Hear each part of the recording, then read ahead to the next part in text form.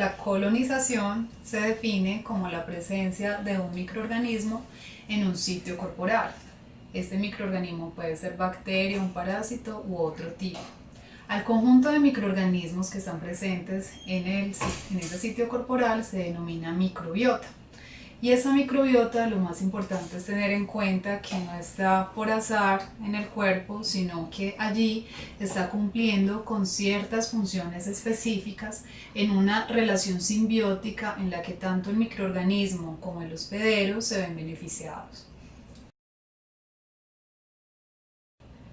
Las bacterias o la microbiota está distribuida en diferentes partes del cuerpo.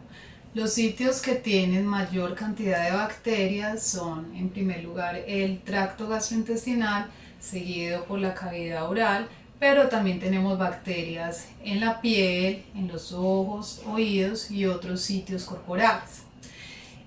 Con relación a las funciones que cumplen estos microorganismos, una de las más importantes es el metabolismo de los alimentos. Y por eso es que el tracto gastrointestinal es uno de los sitios corporales que tienen mayor cantidad de bacterias. En este caso, los microorganismos nos ayudan a la asimilación de ciertos nutrientes importantes, por ejemplo la vitamina B12, y lo otro es que ayudan a la asimilación de compuestos o moléculas que son más complejas, por eso la degradan en moléculas que sean más simples y que puedan ser mejor asimiladas por el organismo. Otra función muy importante es la de protección. La microbiota, los microorganismos que están colonizando el cuerpo, nos protegen de la invasión de bacterias que sí puedan ser patógenas y que puedan causarnos infecciones importantes. Y una tercera función muy importante es la de inmunomodulación. Y en este caso, la microbiota prepara el cuerpo humano para defenderse en el caso de que un microorganismo o una bacteria patógena llegue a invadir ese sitio corporal. En ese caso, entonces, no solamente esa función de inmunomodulación está relacionada con protección, sino que incluso ha sido relacionada con ciertas alteraciones alérgicas como lo es el asma. Recientemente se han realizado diferentes estudios que han evidenciado el papel de la microbiota no solo en proteger frente a otros microorganismos, sino que se ha visto asociado con enfermedades o trastornos crónicos, por ejemplo diabetes, obesidad, cáncer gástrico y con otro tipo de alteraciones incluso mentales como la depresión o enfermedades como el Alzheimer. En estas investigaciones se ha evidenciado que hay cierto papel que pueda cumplir la microbiota, incluso se ha propuesto poder controlarlas modulando la microbiota, las bacterias que están presentes en el cuerpo.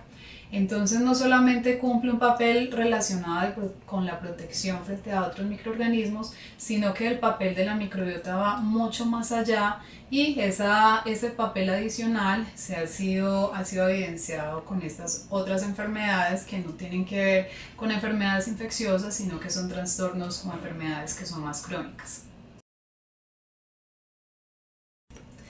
Es importante tener en cuenta que la microbiota debe estar en equilibrio con el hospedero, porque cuando se daña ese equilibrio, algo que se llama como disbiosis, se pueden causar alteraciones que pueden llevar a infecciones, por ejemplo.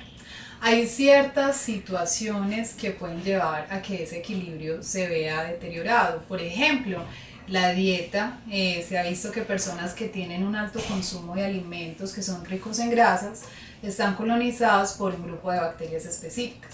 Incluso personas que viven en ciertos países como el Japón tienen una microbiota muy diferente a personas que viven en otros países y que tienen otras costumbres o cultura alimentaria. Otro punto importante son los hábitos higiénicos, pero es importante tener en cuenta y no llegar al extremo de que no se va a tener una exposición al ambiente externo para evitar el contacto con las bacterias. Y un tercer punto muy importante es el uso de antibióticos. Y en este punto nosotros tenemos una situación bastante particular porque en el país la venta de antibióticos no es regulada. Entonces, en el caso de muchas personas cuando presentan gripa, que es algo viral, pueden ir a la farmacia y comprar un antibiótico y les venden antibióticos de amplio espectro que pueden seleccionar microorganismos resistentes y causar infecciones posteriores. Asimismo, en la cadena alimentaria y en alimenticia y en la agroindustria se están produciendo alimentos en los que se ha visto no solamente trazas de antibióticos, sino ciertas bacterias resistentes o que no responden a los antibióticos utilizados de rutina. Entonces, desde pequeñitos estamos expuestos a los antibióticos y eso va favoreciendo la colonización por ciertas bacterias, incluso por bacterias resistentes, y esto en el futuro puede tener implicaciones no solamente con las funciones con las que ha sido asociada en protección, metabolismo, sino que además puede favorecer la presencia de infecciones y en el caso en el que estemos, ya sean en hospitales o en el ambiente comunitario o en la comunidad, puede favorecer la diseminación de microorganismos que pueden poner en riesgo la salud. El hecho de tener una bacteria en el cuerpo no quiere decir que estemos enfermos, por el contrario. Vimos que la microbiota está compuesta por bacterias que tienen múltiples funciones en el organismo. Sin embargo, hay cierto tipo de pacientes que están colonizados por ciertas bacterias que le pueden causar infecciones graves. Por ejemplo, los pacientes que están en diálisis, que están expuestos en un catéter venoso central, que es un dispositivo médico invasivo, puede favorecer que bacterias que estén presentes en la piel puedan colonizar estos dispositivos y causar infecciones que son graves, como por ejemplo bacteriemia.